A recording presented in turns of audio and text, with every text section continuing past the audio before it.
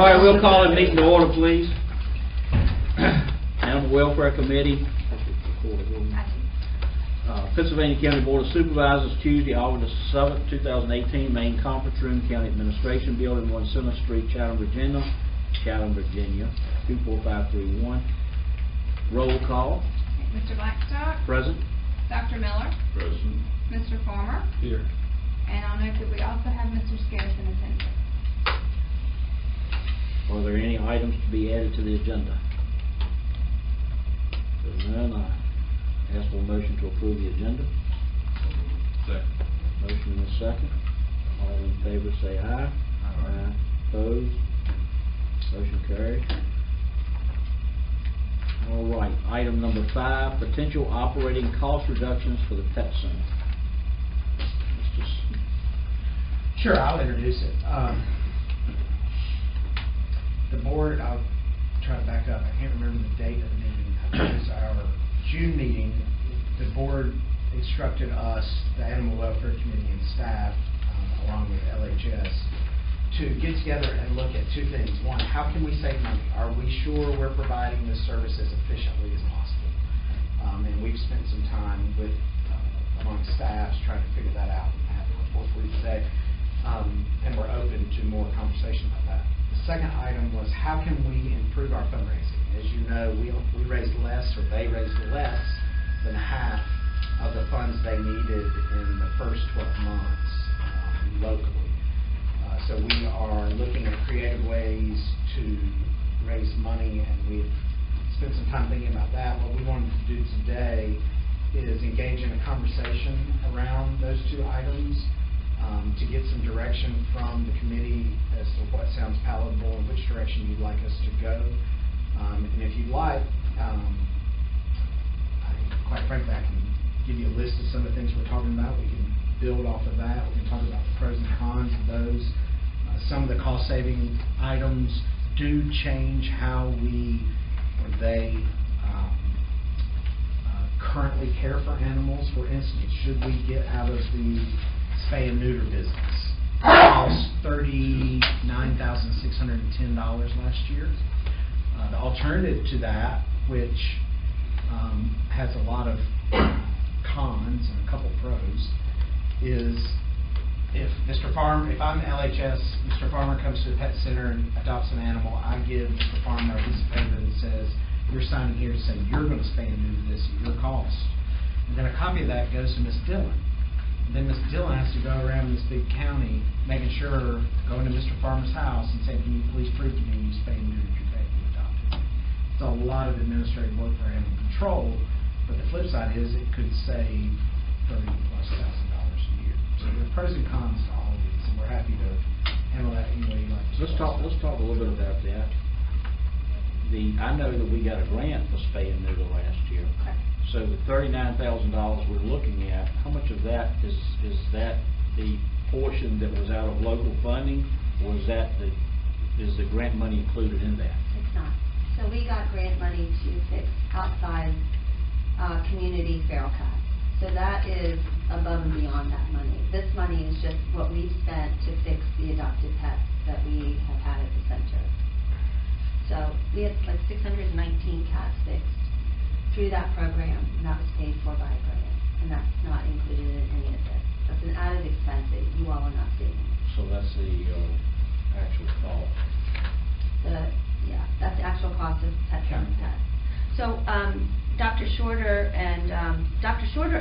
Shorter, myself and Jill had lunch today, and we had talked about possibly, instead of saying no spay neuter, what if we did a voucher system where we adopt out pets at a lower price, and it would increase those animals hopefully going into homes, and we give them so much money towards the spay neuter, they go get it done, and that would maybe be less administrative tracking people down. If they know part of it's paid for, they may more likely go get it done. This is a big philosophical question for our organization, because I think in the end you'll end up getting more animals in from these people that adopt that don't get them fixed. So it could increase the amount of animals you're seeing, but at least we know these animals are being fixed and they're not reproducing.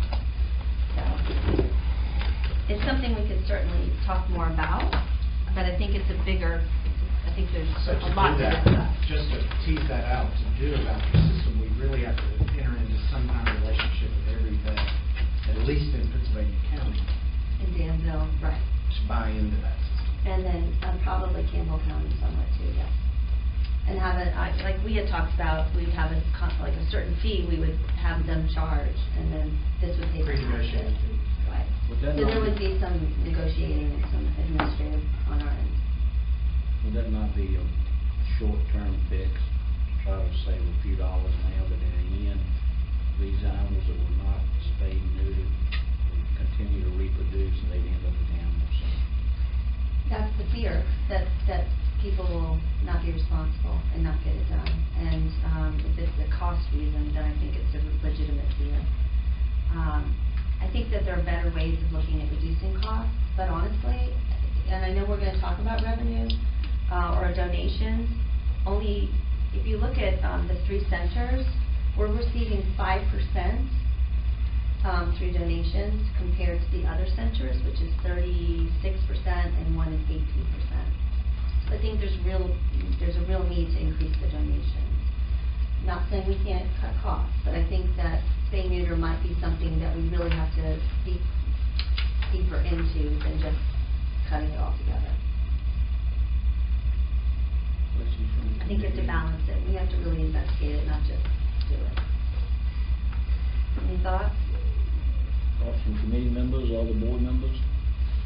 Yeah, first thought would be, obviously, have to rely on professionals to help with, it's something you guys do daily compared to me. So, I'd be a lot more, I guess, interested in hearing the bigger picture items, because even though, you know, $39,000 is a lot of money to save, but it's not gonna probably fix the issue of the overruns that we're facing. So I guess I'd like to hear the bigger stuff. Here's the bad news, that is the big stuff. Yeah. From there, it starts getting real small. Oh, And let me go down some. Okay. Limit intake to Pennsylvania County residents only, that's not a big deal to do. I don't know that that's gonna move the needle, but it's low hanging fruit. We could reduce the days open. One day is $13,500 annually. Right now, we're closed on Mondays. If we close Mondays and Tuesdays, we'd save a total of $27,000.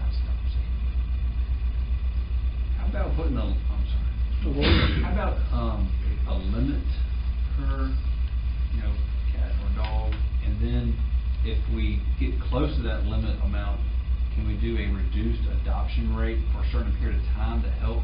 We do that. Do that. Okay. Yeah. So back last week, we had $10 adoption fees. We do free cat Fridays quite frequently. Okay. And you can see the amount of animals we currently have in our care. And it's full. We currently don't have a limit. We'll continue taking it until. No, not necessarily. We will tell owners from time to time that we're full. Okay. And because unless the animal's at risk and the animal or fear might be at harm or is medically at risk, we would take those Make an in. exception. Of course, yeah. But we have worked with owners to ask if they could wait until we have more space.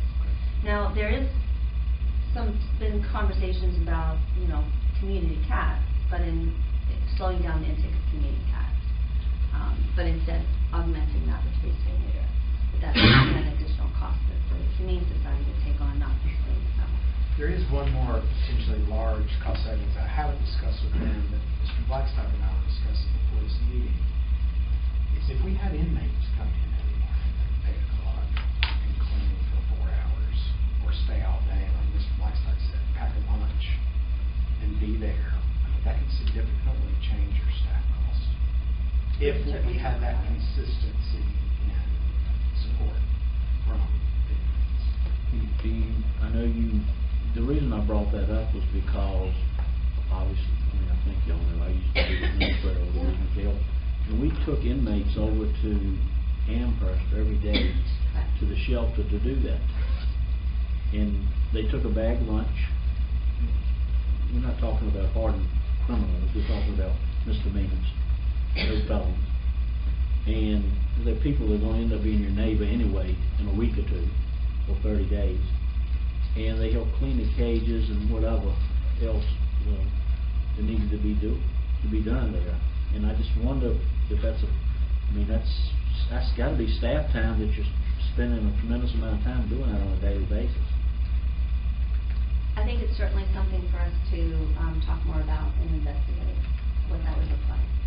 I'm always willing to. Well, I guess I'm asking you, are you doing it you operate the animal shelter in Lynchburg and I think Appomattox? Correct. But you don't do Amherst, do you? No.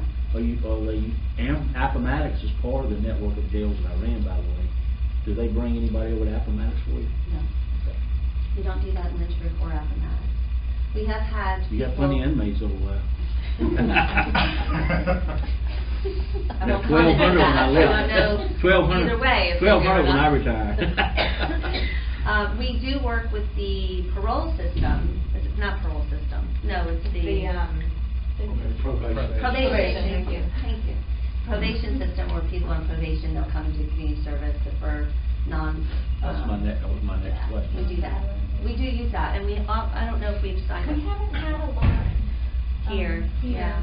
We've had a couple that had to do. Is that something that we could, Mr. Smiley, We can look into it. Yeah, work we with can the certainly courts? look into it. I think it's worth a conversation about. Now, the Appomattox, not Appomattox, the Amherst shelter that you're referring to is not a adoption center. So it is the pound shelter for that county. The other side of it is the Humane Society, which is the adoption center. So I don't know how that would look in a facility that's open to the public, Well, you to don't- be seen as, so we'll have to, that's all, just making sure you knew the difference. But it doesn't seem why we couldn't use cheaper workforce to clean in the mornings. Well, I think it'd be worth it. I think it definitely would. You know, the part about with using jail inmates, I understand people being concerned about that. Franklin County uses a tremendous amount of labor all over the county to keep costs down. But using probation and parole people that have to have community service hours, you know, that could be something that really could be a priority or a good placement. I mean, I think we're really interested in especially the probation, the community service part, because we're used to that. We've used that in all of our shelters. And the more that we can get that happening in Pittsylvania County, I don't think it has to happen that much. Maybe, I'm not sure if we're on the list of places to do that. It's two kinds also. You got regular DOC probation and parole, but you also have a local program for misdemeanors. And just so you know, if our inmates are down there, they're also beyond deputy.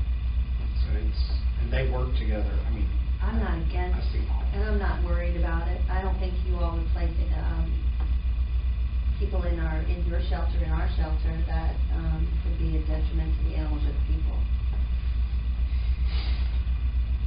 Just a suggestion.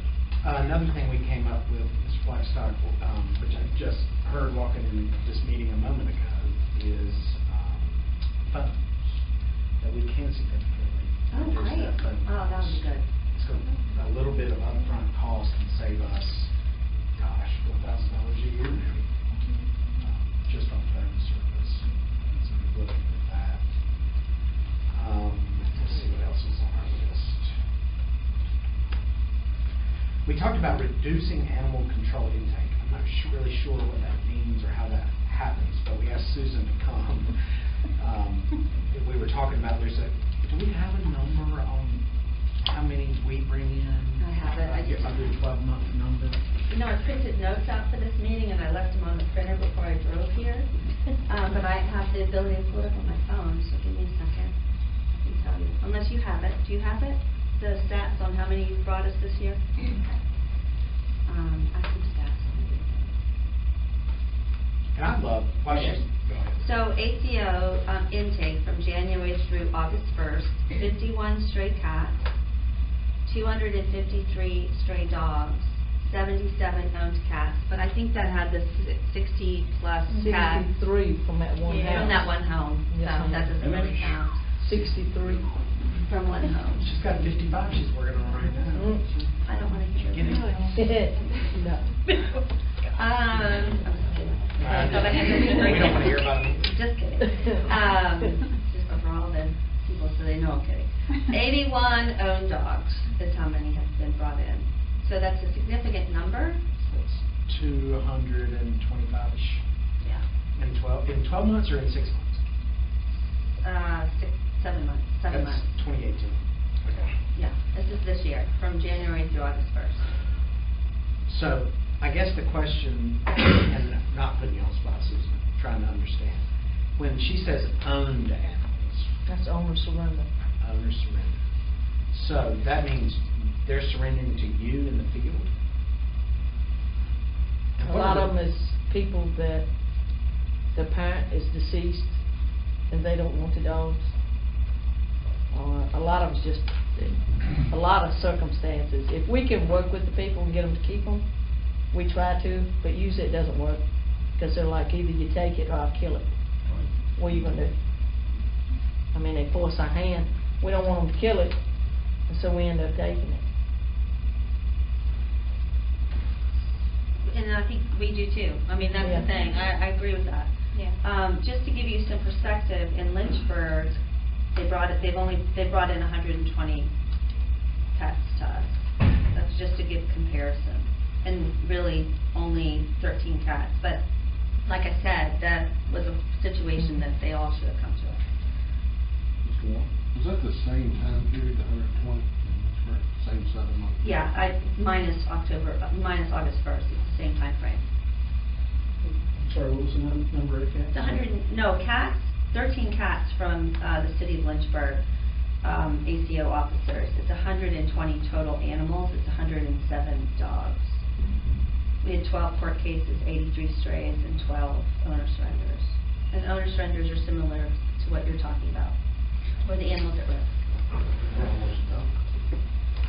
And to give defense to animal control, I will say this, that it's a larger county, it's a larger square footage, and the leash laws.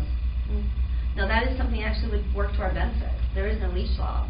So do you pick up the strays? I know Campbell County does things differently. They leave animals to run loose if there's no leash law and it's not in danger and it's not emaciated and it's not a danger.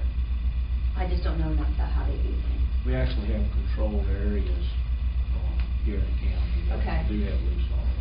It's from community to community. Do you pick up strays? What's the reason you would pick up strays? Not in, we have hardly ever picked up any, what he's talking about, control area. Right. So do Yeah. you only operate on a complaint basis, or do you actively? No, if I ride down the road and I see one walking, I keep going. But if you call me and it's become a problem, yes, sir, I'll pick it up. That's good.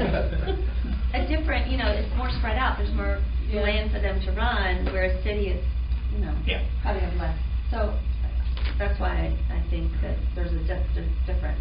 But I do hear rumors or hear conversations, and I recognize that's rumors, that sometimes there were past officers that may have not looked very hard to find the pet owner in the area in which they find. Oh, But I we know go that's door not to true door. for you. Yeah, I know we go that. door to door.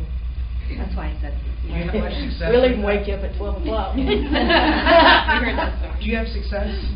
Going door to door? Yeah, rehoming animals that you find out? Sometimes people, and I know we have to prove it, but if me and you's in a neighbor dispute, I don't like your dog, and say your dog's got a name tag on it, well, guess what, your name tag disappears. You call me, I got a stray. So I get there, I don't know the neighborhood, I don't know that that's your dog.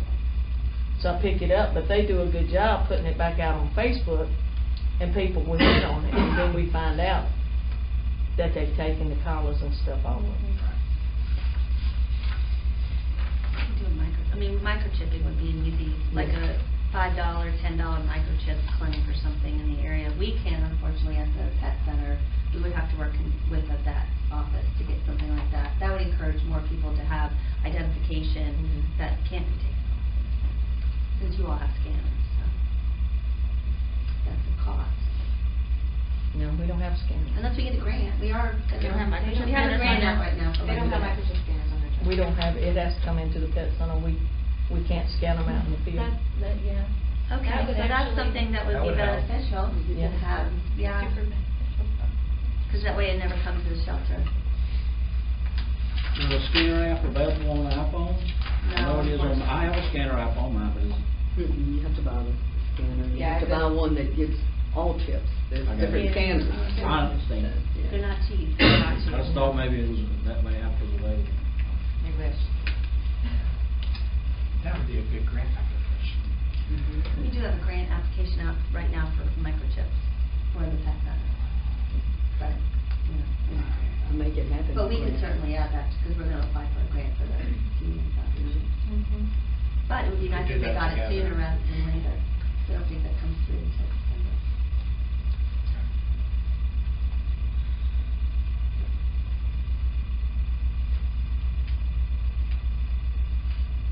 Any other ideas?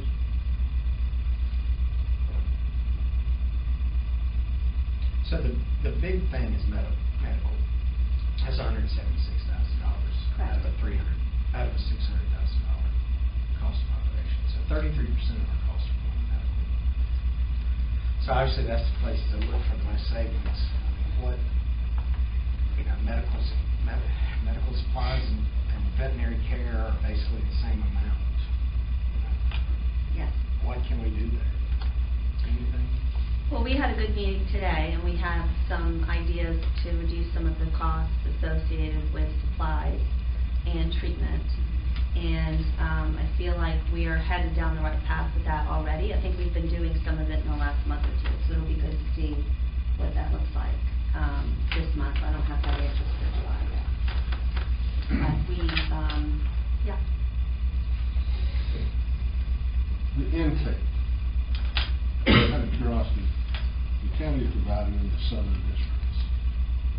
Do you have any data that really reflect if one district is giving you a lot more animals than another? I mean, should we be focusing the education on the critical areas first, or the scanning to the critical areas first? We can certainly get that information and see where those critical areas are by zip code. Yeah. We don't have it right now, but our computer software system allows us to pull that up. Yep. Just by zip code? Yeah, only by zip do code. you Well, we have- can also do it by name of, Well, we have, if you have it in a spreadsheet format or a DAT file, we can load it in our CAD system. oh, that'd be Yeah, great. we have address, and zip code. Then we can really see. Okay, that'd be great. I can certainly do that. I mean, I just think, That's smart. I think you might have some critical areas that. Yeah, we can go to them. When you get 60 cats at a time, that's gonna. You might want to Keep those out. pull those anomalies out. And you know, sheltering is hard because no matter what kind of animal, getting 60 of anything is hard. So that really put a strong burden and stress on the staff and on the medical staff. And all And three sick. a lot of them are still there, and they were all sick. And there are times where we have no control over what we receive, and so we do the best we can. Mr. Chairman, you know, it seems that, to me, that when I look at the numbers you just gave, about 120 versus 225 in the same time period in the county, I realize we're larger, but we don't have leash laws, so they, you know, you're not gonna stop on the side of the road and pick one up you just happen to see passing. But I think there's a lot of things that attribute to this happening this year, first year. One being a no-kill. I think we do get quite a few animals from our neighbors, outlying areas that are kill shelters. They're not telling us either, yeah. Yeah, I think that, so, you know, paying more attention to that, I think would help.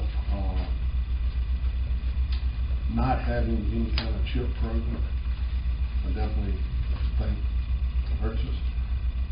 But you gotta realize one other thing. One thing that helps us as a county, but also hurts us as a county, was the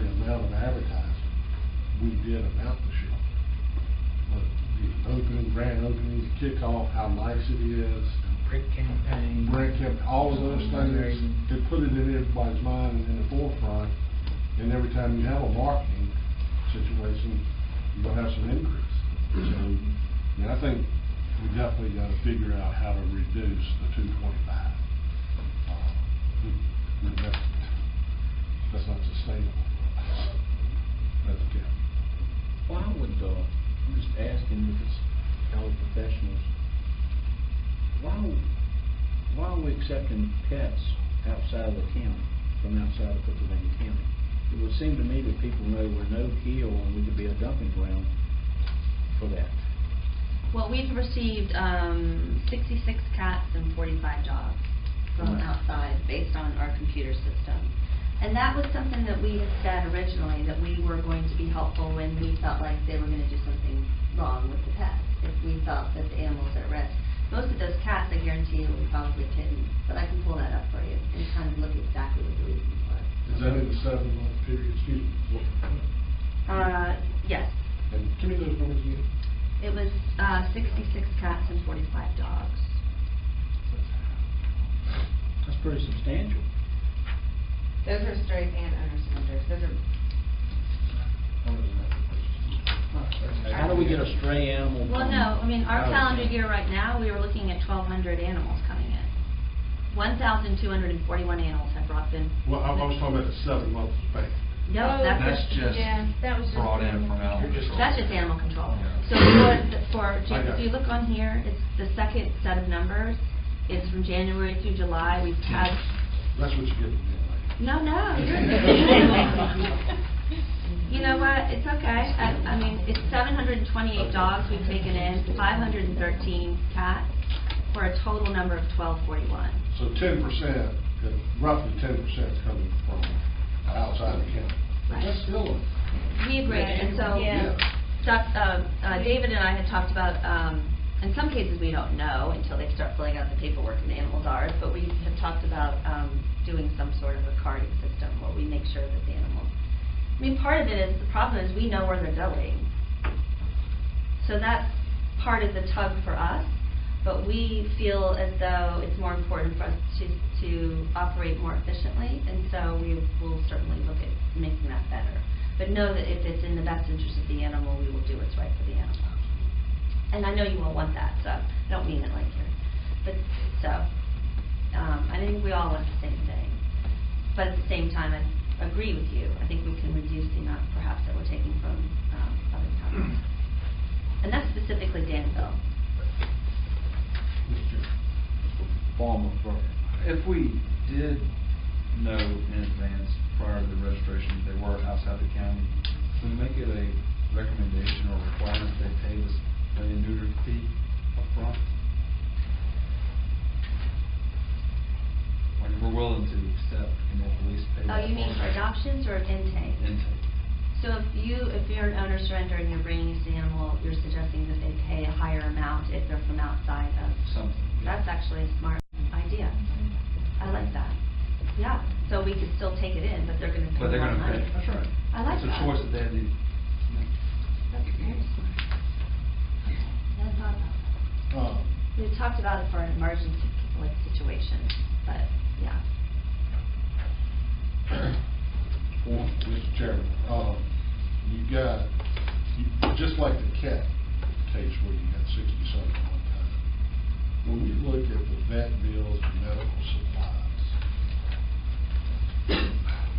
do you track, for example, 111? Was any of those 111 significant enough to really drive up your medical costs? I don't have an answer for you today, but we can certainly make sure we look at that. But I don't have that today. I'd be curious to know what your medical expense ratio was with 111 versus, because if I lived in an area that was a kill area and I had an animal that was sick, I'm going to take it to a no-kill area where I know it's going to get all the chance it's got. What do we run our costs?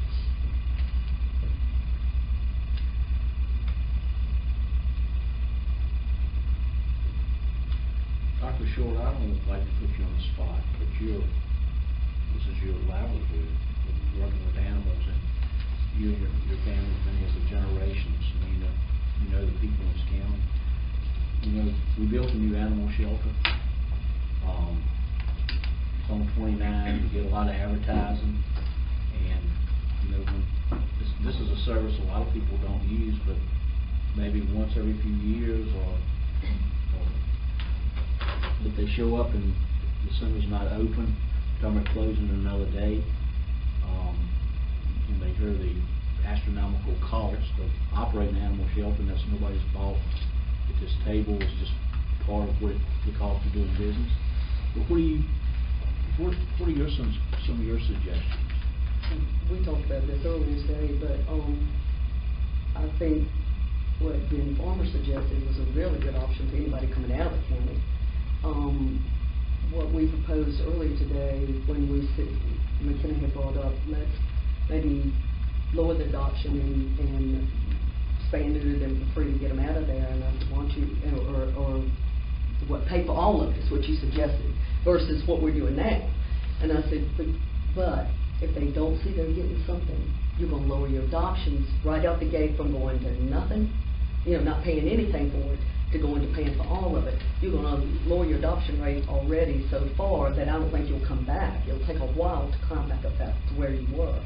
So that's when we agreed that maybe it's a good idea to make them have some skin in the game by paying half of it, but they get a voucher. But there again, you got the operational costs of, and we can help with that, or other veterinarians, and I think other veterinarians in the area have felt that they're, because we're sitting right here on top of it, and Dr. Guy, that they're not a part of this. That's another way to get other veterinary clinics involved. They have the voucher acceptance as well, and they feel like they're part of it, and maybe we can get them to become involved like some of the more of the locals are. I mean, there's nothing, I think this is a great thing. It's just like Chairman Warren said, it was good and bad with all the advertisement. It's good because people come and they donate, but it's bad because people come and they're going to use it for what it's worth, and they're not going to bring us in. And that's, as much as I hate to say it, that's what I see every day too. You got one extreme or the other. I don't have as many in the middle that I want, and that's what we need to do, is bring it to the middle somewhere where they have some owner responsibility. You just can't pay for everything. I love the trap neuter release program we had, but doctors and lawyers and Indian chiefs were taking advantage of it too. That's wrong. It should be for the feral cat. That's how we decrease them at the dumpsters, and when you go take your garbage in other places and see them and feel sorry for them. And that's the only way you're going to get that under control, and it's proven everywhere in cities. Richmond, my roommate in vet school runs the SPCA down there, and I don't know if she runs it, but she's one of the main veterinarians there. She's high up on the food chain, and she ran this same program down in the city of Richmond and decreased the feral cat population by 45%. Now that's significant. Now, did she have grants? Yes, just like the grant McKenna got for the trap neuter release. But we had too many people taking advantage of it. Cats were coming in weighing 15 pounds with collars with bells on them. They were not feral cats, and every time I questioned it, I got knocked down. So I said, okay, I'm doing what I'm told, but the money will run out, and it did. And I'd say a third of it got spent on cats that it shouldn't have been spent on. That's not their fault. That's just abuse, and you're going to have it. But I think that's a good, I think Ben's suggestion was a great suggestion. And why not anybody that brings something? I know some people can't afford it. Why can't they make a minimum donation, at least for food? They're supposed to. They're supposed to pay I think it's $20 to surrender, and our staff had not been really pushing that, and so in the last few months I would say they have been. Good. And if we have to take something in because someone threatens us, we will actually charge them more because it's an emergency situation and they're forcing us to take something that they honestly could wait a few more days. So I don't know how many we've done of that, but it's something we've talked about. We've actually done quite a few of those. People are willing to pay if they really need to leave the animal. We've found that. just make sure that the board understands something. We talked a little bit about the fact that we have some, like, cats with eyes that need to be removed. And so Chatham certainly could do them. They're easy enough to do. But we are sending most of those cats that can be easily done to our vets to do it back in Lynchburg. We have orthopedic surgeries. We have a kitten right now with 2 broken legs that needed orthopedic surgery. We send that to Lynchburg, and we have such a good relationship that we get them done for free. So this vet bill could be higher, but because we're utilizing the relationships and the resources we have in our area and our own resources with our own vets, that it's not as high as it could be. Granted, we've talked about it, and there's some certain things that we could easily remove some of the costs, and so we are doing that, and to run it more efficiently. But, you know, in Lynchburg, when I first started in Lynchburg, their budget was about $500,000 for about the same amount of animals, and because we were doing more medical care, it was up to $720,000. So now it's $1.8 million, I think it is, but it's a different facility, it's a different structure. But I just want to make sure that everyone knows that we are moving a lot of animals to another area, the major medical things, in order to deal with those issues. So there is no cost to this county. Since you brought up moving, transfers is a big part of this, which helps everybody. Is there opportunity for new relationships for transfers? Of course, I'm thinking about the Northeast where they've controlled all this through span neuter for the last X number of decades, and they have demand. Are there veins that we can tap into that we're not utilizing to increase transfers? I think there's always good avenues. I think there's always additional avenues that we haven't explored yet, and so the answer is yes. I think the SPCA does a remarkable job for us, and I think that they have a lot of great relationships with a lot of New England shelters. Doesn't mean that I don't have one with the Delaware shelter and we can't start transferring them to there if they want to help us. We haven't gone that route yet. But obviously we transfer a lot to the Lynchburg shelters because we have higher adoption rates. So these transfers just... Just everything's lumped in there. How? I don't know. You don't know? I don't even know if I have it broken down here. So out of 340 transfers this year, what would you say, 30% go to Lynchburg or 70%? Probably 30%. To Lynchburg? Yeah, and that means the SPCA takes out animals usually about once a week. Sometimes more than others, sometimes less than others. So, last year. I think I have it broken down on this sheet.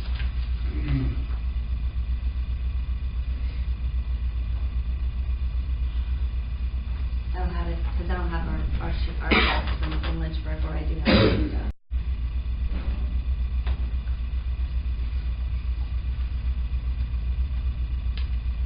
Just did a blog on it though. I think one of the things, just for discussion, so that everybody in the room understands, originally,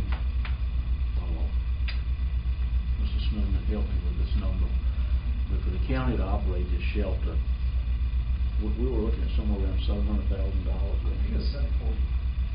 Yep. So even with the bad news that we got recently, that y'all had to have more money, still a lot less than what our original budget for the county to operate this shelter on its own. So we need to make some adjustments and still try to take care of the pets and raise more money. I think that's the key. I mean, if only 5% of our revenue is from donations compared to the other shelters, I think that is where we have the most room for growth. Rather than, I think you will, like David said, you can whittle away at some of the expenses, and I think we will do that, because I think you can always run with less fat. And honestly, having the inmates is a huge opportunity if that works out. But I think really the the place of most growth and the most ability to affect change is through revenue and donations. So I have some good news. Can I share good news? Please. Are we going to donations yet? I don't want to. So we had. We'll move on to the next Let's all item. pull out our wallets. Number The 6. basket will be going around. Fundraising opportunity. Anybody else with any potential cost reductions? Okay, we'll move on to item 6.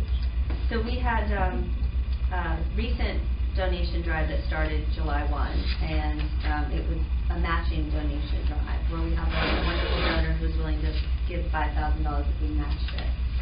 We've raised $11,557 in a month's time from this community. So that gives us $16,557. And to put it to perspective, for a 6-month period, I only budgeted $22,000 in donations, just to be conservative. So we're very close to meeting even a 6-month period in a month's time. So I think that some of the recent publicity and concerns has shaken some trees, so to speak, and enabled us to raise some more money. So we're going to do more of these types of campaigns. I, for one, saw that through social media, and it was so easy to do. I know. It was very simple, actually. I made a small donation because it was matching funds, and I thought, well, that's kind of neat. But it was very easy to do. You entered your credit card number in there, and I can see where I think the easier you make it for people to donate, the more your donations will be. Yeah, we got 2,000 on that on social media. Well, just one on of the that things we button. didn't have last year that we have this year is that donate button on every post that we want to put it on, which makes it really easy. We didn't have that last year, and now we have it. So I think that's going to increase donations a lot. Well, you get a printout right there for your taxes. I mean, people that That's nice. donate need, most, I know when I make a donation, I want to get my credit for Uncle Sam. I like that. I think that's a good idea. I think maybe you go out to some of the people that in the community that can match funds. I think you could do a lot more of that. Bob Warren, for one. You probably put up $5 or $10 grand matching, we'd raise 20. There you go. You put up 50, we raised it. I got grandchildren now. So, you want me to throw out the list of fundraising ideas we had talked about? Let's start with the 200,000 and better one first. I can't find it. I'm looking for it. It could be the thrift store. So all of us are excited about doing a thrift store. Just to give you what our life, Richard, our life is. Yeah, Daryl's not excited, and probably Mike Waller's not going to be excited. But anyway, as we redesign our collection system, we're talking about a concept where we have community disposal sites and regional disposal sites. I mean, regional disposal sites, I'll pick one. What's one of the bigger sites? 141? Let's just say the one on 41. It's our prettiest. That would be a regional system that would have recycling opportunities. It would have places maybe for contractors to drop construction debris. It would have the ability to accept bulky items and white goods, and it would have a thrift drop-off. And it would be a little house or something with a pet center sign where we can divert that flow. And we would advertise at all of our community sites, thrift is collected at this site. They would also collect thrift at the pet center. We would collect and bring to them. And they would basically have in the back 2 bays or back 2 sections of the building, if you can remember what they look like, the equivalent of a tag sale. And you'd be able to go in, pull a tag, go to the front desk, pay for it, collect your stuff, and go. I think they're excited about that and ready to get going. We've committed to have the place cleaned out and ready by September 1st to get that going. So we think it helps us on solid waste and it helps us at the pet center. So that idea's got a lot of traction. We talked about. Would you accept items from the public for Yes. donation? We're going to actually start asking for people to start bringing in things once we have the space to store them in. We will start doing that. So clothing, houseware items, all of that. You set up with the IRS documentation that we would need when we bring items in. Exactly. It would, yeah. Be just like done in cash. Exactly. Any increase in staff? So Mary Hicks and I have had conversations. That's why she's at the table, because she is part of a group of people in the community who are helping us with some fundraising ideas. And she believes that she can help find some volunteers. I do believe we'd have to have a staff member responsible. But, you know, I don't know what that looks like cost-wise. But I ran a thrift store for the SPCA in Charlottesville. And I know that Jill has as well an organization in Mississippi. And it brings in far more than the expenses are there. They were tremendously successful in Alta Vista with the thrift stores over there. And I'm from Pittsylvania County, but they were right across, and people in Pennsylvania County took a lot of stuff over there. The second thing that I think was a wonderful idea is at the dump sites, because and you have people that go over there every day and they become hoarders. I know some in my community because I see it in their yard. But they pick up stuff from the dumpsters on a daily basis.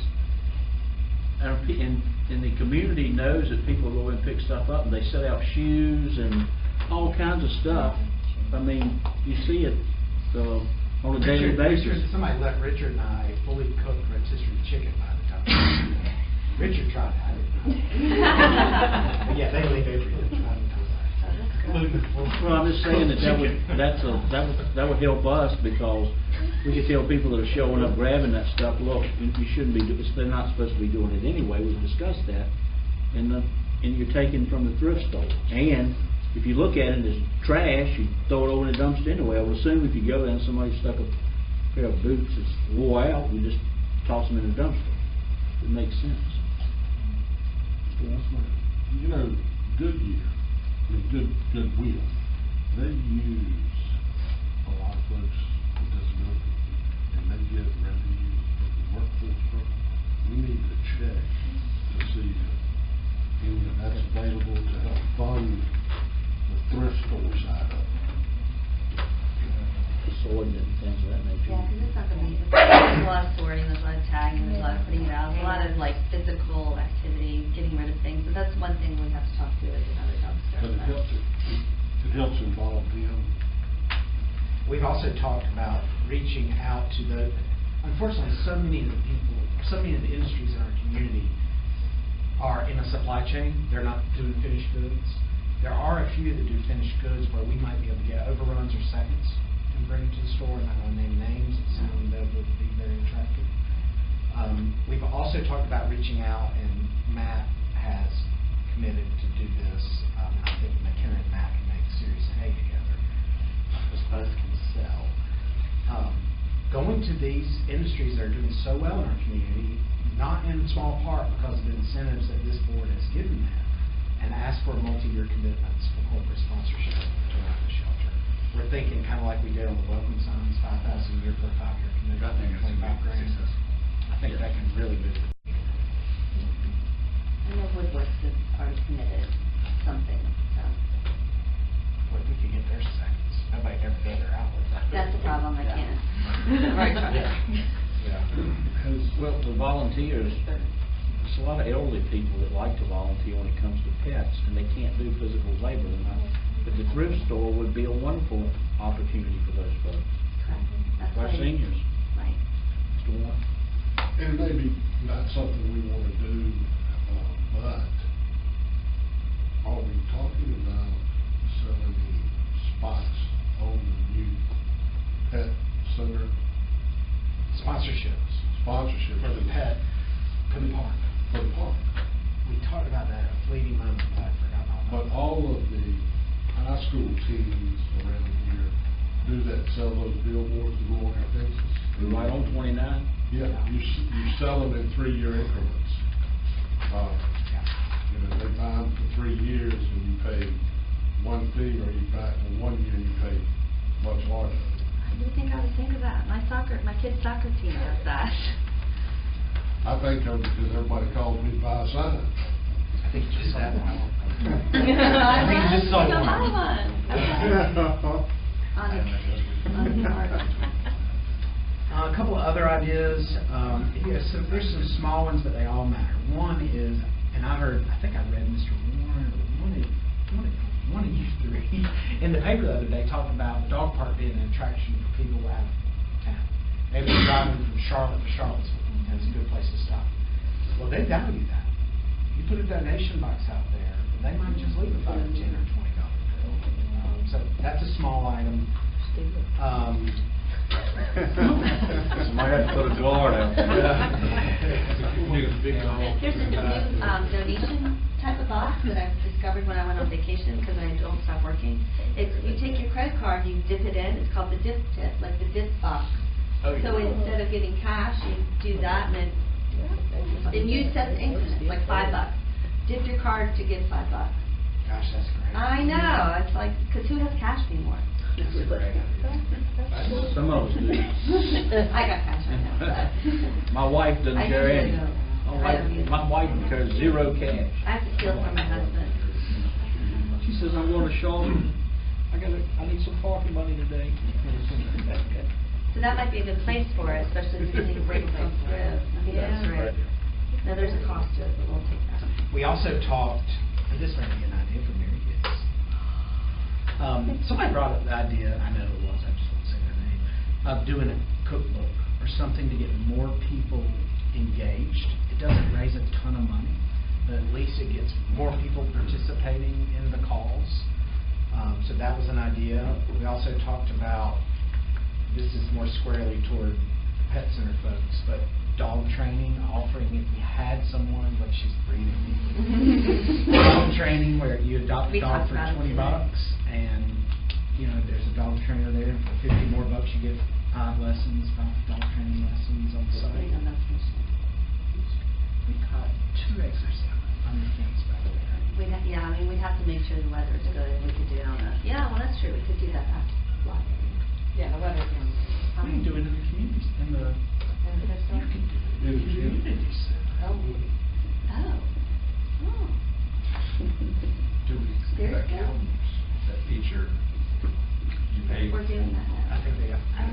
Last year, I think we raised around $6,000 for the calendar. This year, we expect to raise more. So that cover's up for grab now. Coffee cover last Cover's available. You can't let it go. I think Bob's No, got we a do dog. do Why don't that. y'all get in a bidding war?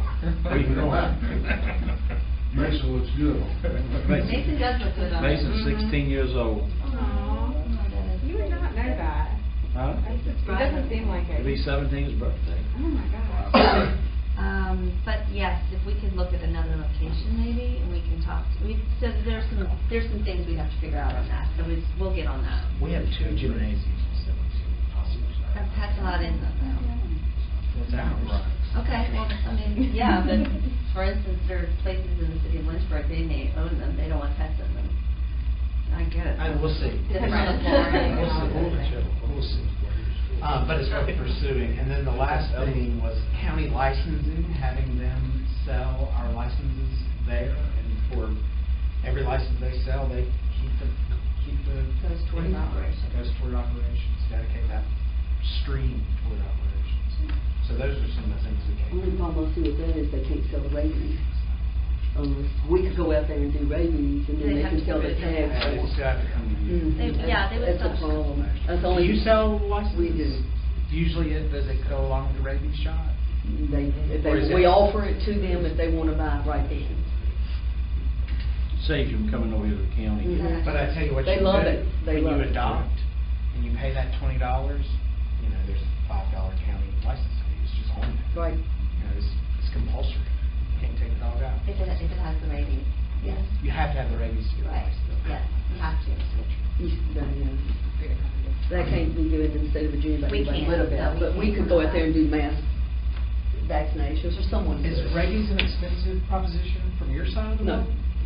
So if we did regular vaccinations for rabies down there, so when you get the animal, you can say it's a $20 adoption fee, we also took care of the rabies and your county tag, which is an additional $15, $35 to adopt a dog. We certainly will have to look at the cost associated with doing it, because it would be the cost of the vet coming in to do the rabies, Sure. and then what they would charge us to do it. Or we could buy the rabies vaccine And we can ourselves, do it. so, yeah. Well, we could do costing out $10 for that, like, I don't know how much do you all charge for like? I mean, it may actually cost us $4 to get everything, so that's something to think about. Mr. Warren? Any thoughts to a golf tournament? And the reason I say that is the chamber here used to have one at Water's Edge. Yeah. And they filled it up at 8 o'clock with about 30 teams. They filled it up at 1 o'clock with about 30 teams. They had the waterfront and took a boat over from Water's Edge and filled up on 1 o'clock tee time. So with 30 teams. They had a bank that would do the lunch and another bank that would do the dinner. It was a hard day for all the volunteers, but they raised a lot of money. You can do a silent auction along with that. But the chamber has moved back to having it locally, and everybody around here loved it because it was really like a getaway. It's an event, Going yeah. to Water's Edge. And we could sell it to Yeah. Lynchburg people as well, that's yes. the positive part of No. that, we just need a connection to Water's You got a lot of Liberty. people, a lot of people at Water's Edge are from Lynchburg area. We Well, I got know, I gotta several find somebody who connections. has Connection's not the problem, I think. Connection's not a problem, but here's the other thing. Liberty University did one for years because I played it, but they had it lined up on a Friday following the sectional with East Tennessee. A lot of the college would play, and then they would line you up that your team was a 4-man team, but you got a collegiate player that also played along with you because you matched up to that. And I got to play with Garrett Wright, who ended up winning the Phoenix Open within about 3 years. So, it ended up being a great event. So I think that door is open. If you look at the tournaments in our area, the majority of them are in late April, May, early June. There's not that much activity in the fall. Don't try it in the middle of summer because people like me won't play. Yeah, the educational tournament is. We don't wanna work it in the And summer. ACC tournament are the two premier events What's their in the fall. Yeah, those are, But really. they're on the southern part of the county. If you get Yeah. this one located where it's at. Whole group of people. Whole different, you'll All get. them, then some. You'll get those That's plus all. some, yeah. You know, Richard and I were talking about that driving back from Lynchburg, and both of us said the same thing. It's like, gotta have a golfer to organize it. It's difficult to do if you don't play golf. So we've done golf tournaments in Lynchburg, and we had a very small committee, and there were 2 insurance salespeople who really took a lot of brunt of finding sponsorships and stuff. But it was Julie Barger, who's a development, who ran it and got all the volunteers and put it all together and got the food set up. So when we talked to 2 community members here in Pittsylvania who own property at Water's Edge, they both said it couldn't happen there because of the person who runs the golf course or something. So that's why I say if we have a contact that we can reach out to, because you have to own property there in order to be able to use it, right? So I don't know all the politics involved with that. But we are more than happy to go down that path. We have started down that path. I've mentioned it twice, but I haven't found that Did you see the connection. benefits in your past tournaments? We didn't raise a whole lot of money at the past tournaments, but it wasn't at a really exciting course. I mean, it was just a course you can play any day. People came out and did it because they supported the humane organization. So I think there's nice, I know Mary Hicks and the group of women who've been meeting have talked about having like a horse ride, a trail ride on a large horse farm in town. Supposedly that's hard to find places to do that. So I love the idea of finding something that's hard for people to do, that people will pay to do it. And so similar veins. Well, I just need a connection. if you go there, I think I know we were paying $1,000 for a team to go to Water's Edge. And nobody blinked because it was. Because otherwise you don't get to play with it. Yeah, I mean, it's an event, it's a getaway, So if you have. And it was on Monday. Yeah, I do know that. It has to be a day that there's not a whole lot going They're on. closed, so that's why they That's how return it it. is. Yeah, but I mean, you know,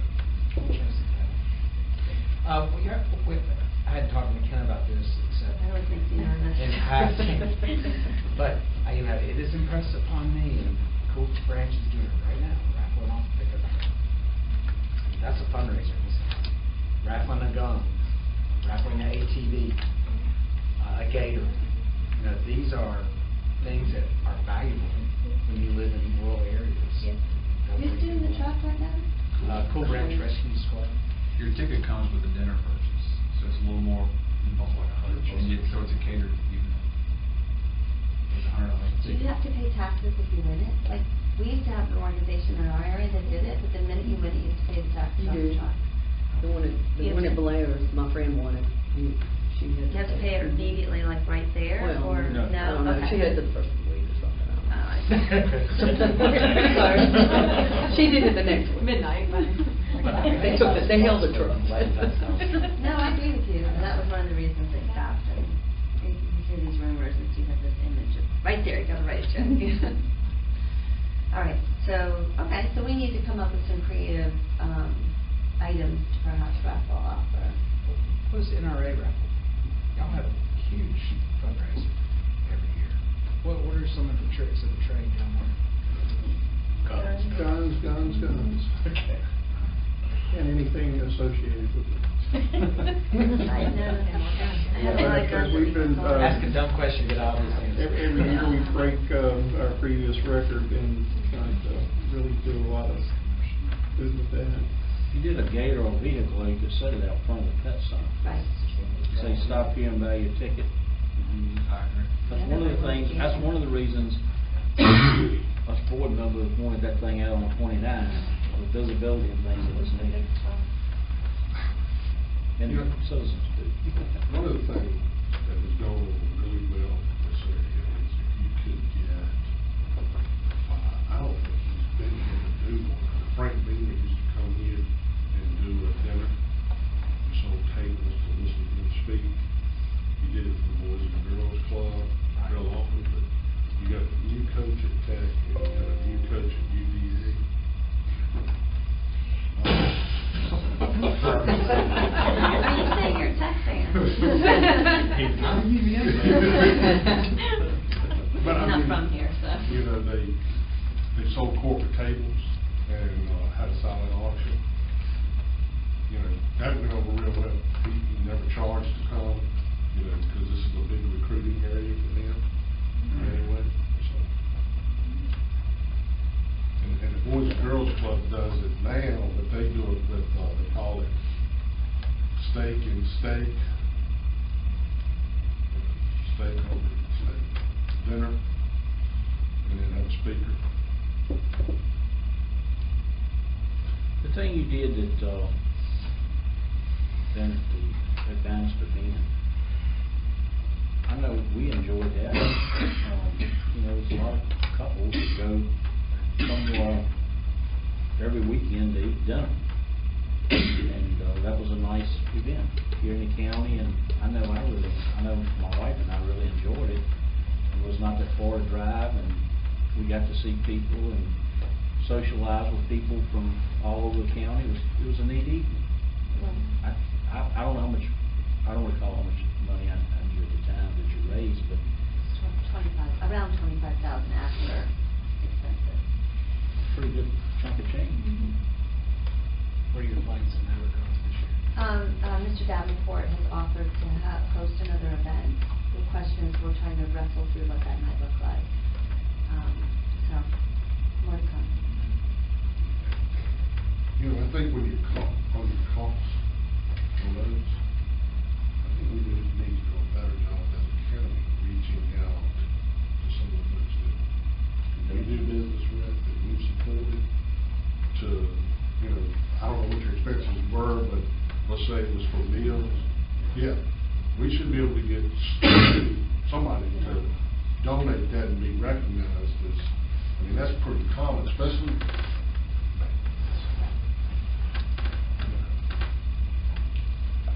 The hard part with that is sponsorships in this county that I've seen, because being worked through at the Ag Center, we go to the same people every time, to the point I feel like they cross the street to get away from it anymore. So that's the problem with that. The good people are going to give anyway, but you're right, if we could get it all paid for, so you wouldn't have the expense in sponsorship, that would be that seems like the way to go. We're not, to increase the revenue, I guess we're expecting, or our only avenue right now is for people to walk in the door to adopt. How about any way to go outside of our current box, whether it's to the mall, whether it's to a large event, a festival, something, and not take 100 animals, but take 13, take 12, just to get the visibility out. Well, I'll let Katrina speak to that, because we are doing some of that. And historic, but we are doing some of that. Yeah. We're going to a brewery once a Sunday. We got Salad Brewery. Good. They are having us back once a month. And Petco and Pet Mart we're still working on. Okay. We have Beeville Lake. So there are people now, I think, are interested now in having us come. We're getting a lot of people asking. So, but we can also I know get I out was there at more. a larger city outside of Pittsylvania County at a mall shopping, and I have 2 little kids. And this local, I didn't investigate who exactly was set up, but they had their little fence set up, their little small puppies inside the mall, and of course it was just magnets. Yeah. So I thought that was a neat idea, how they elect to go to the people. Which is a great place for a dip box. True. I love that. I thought it was at the aquarium in Seattle. I jumped right in that one. Easily. Along with Mr. Farmer's idea, got an event coming up pretty soon in Calais, a festival. That would be a good place. Be a really good place to do that. Thousands of people. Yeah. I mean, the It's exposure outdoors. with having some pets, it's outdoors. I mean, there will be thousands of citizens that come When is through that, in that day. October? Usually first weekend in October, I think normally. And also the wineries have a lot of events. We talked about that with you and with, we talked about that today. I mean, obviously you don't do them all, but you could probably pick and choose. Yeah. Some that were bigger, that would give You got the exposure for lowdown on, wine. the ones to talk to. So yeah, A lot of good ideas. And I think that is where we should focus a lot of our energy, is picking a few of these really good ideas and just going full on it. Yeah. And then go to the next group of ideas and go full on it. Because if you look at all of it, it becomes overwhelming. So really, we have to pick and choose and really dedicate our resources and energy and staff time. I don't know that it wouldn't be a good idea to form a fundraising committee made up of some citizens from the county. Not necessarily to do all the work, but if you had a committee made up of some key people, they would know who to reach out to do the golf, or who to reach out to talk to at the wineries and so forth. It may be an idea. We do. We have formed that. First, it was Dr. Irwin and Ben Davenport, and we've expanded that to a larger group of women in the community. We've met at least twice now. They do control the money, the women. That's what I'm told. We are looking at expanding that group, but we do have the beginnings of that going on.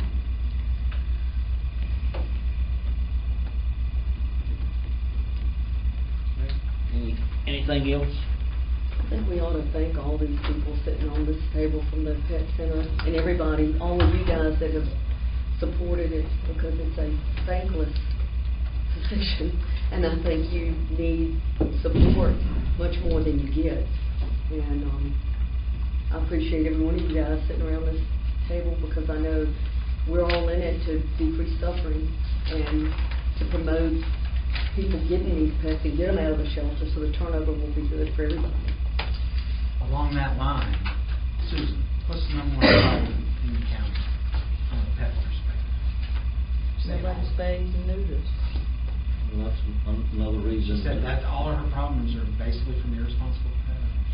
There's been no resources really geared towards solving that problem in this community, which is why we were trying to get the grant money to fix that as a partner. So we are continuing to go for grants in order to help reduce, whether that's community cats or just pet owners who can't afford it. Because I think honestly, if you provide it for free, they'll get it done. There will be some that will never get it done, but you concentrate on those that just can't afford it, and they'll be responsible. So. I think we all in a room have the end goal in mind and know what it is. And we all have to work together. And it's not anybody's one little part. It's a community effort. And a lot of it is education for the public, in changing the way we've done things in the past. I really get upset when I go to a compacted site and I see people dumping animals and things of that nature. Mr. Vice, may I speak to you? Sure. It's like they're doing a lot of things well. I think they're making a big effort. They're doing a lot of good things, but there's a lot of room for improvement. I've talked to you about it personally. I've talked to Mr. Smitherman. I've talked to several other people about my concerns. One of the concerns I have is that a new 6-month lease for the same amount that... Ms. Keith, we're not, I know we've talked, and I've had a lot of people contact me and they contact Ms. Miller. I don't want to open the floor up to the complaints today. What I would like to do, and I'd encourage anybody, I think everybody in this room, and that's what I was trying to say, everybody in this room has the end goal of doing what's best for the pets. We know where we were 2 years ago, what we were doing to animals in this county. And we've made a lot of strides. And things are not perfect at the animal shelter. I agree with that. I think we all know that there's room for improvement in anything. But let's be open-minded, put our personalities, and I'm not pointing a finger at anybody, but I'm telling you, my phone has rung off the hook. My email, every time I open it up, last night I was opening my email after a little social event I was at, and I was like, oh my gosh. And I had phone calls. Let's work together. Let's be open-minded, and let's make that pet center the best place we can be. We've spent $4.2 million on it. We have all heard it. We saw it on social media. We've spent that money. It's sitting out there, and it's up to the people in this room. We're the people that's got to get this done. Let's work together to get it done. And if we've got complaints or specifics, let's work through Mr. Yarborough and Mr. Smotherman to work those things out. That's all I ask. So other than bringing them to the attention of Mr. Smitherman? Well, he's the county administrator. Yeah, okay. Well, he already knows that my concern. And I want to say, I know the number of hours you as an individual have put in, and I know that we all at this table, I know I do, certainly appreciate your efforts and the efforts of the other volunteers. Mr. President, Chair, I'd like to echo Ms. Black's comment that, I think we need to realize that, we got growing pains. It's the first year. We got to do things that, there's always room for improvement and everything. But I also think we need to realize that there is a faction out there that is not pro-pet center. So, they would like nothing better than to provide the group that is pro-pets, because that would help their cause. So let's just keep that in mind, that we all do have the same common goal. We love the pets, and we want to see what's best for the pets and the citizens and the services that are provided to Pittsylvania County. So think it's really important, you know, I know I've stated, I know Mr. Blackstock stated, I think Mr. Palmer even stated that, you know, I see some real advantages to the pet center from adding to our parks, like the walking parks and the economic development of our county as a whole, because it increases the quality of life for everyone, not just pets. So we need to be conscious of staying unified as pet lovers. Thank you, Mr. Blackstock. And as a chairman of the committee, this is blunt, but I'm gonna tell you, we've got some problems over there, and I expect them to be worked out. And I want personalities put aside. What's best for the animals and the taxpayers of this county should be first and foremost. We need volunteers. We need them. We need to work together. We've got too many people who like to see us fail and laugh. Is any, and that's not directed towards any individual, I'm just saying it as a group, we gotta get it done. Any other items? Discussion? All right, I will declare this meeting adjourned.